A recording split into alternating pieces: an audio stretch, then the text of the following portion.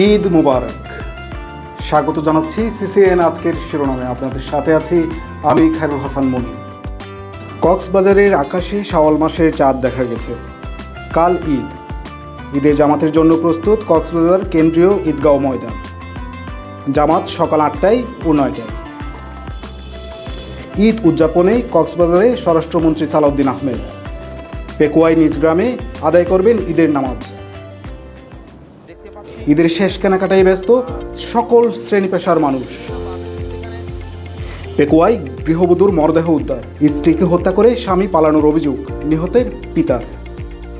মিয়ানমারে পাচারকালে অবৈধ আর্টিসানাল trolling boat, trolling জাল ও আলুসহ 6 পাচারকারীকে আটক করেছে কোস্টগার্ড।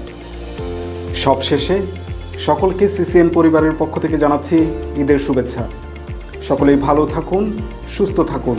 আগামীকাল আবার দেখা হবে সিসিএন ফেসবুক পেজ এবং ইউটিউব চ্যানেলে।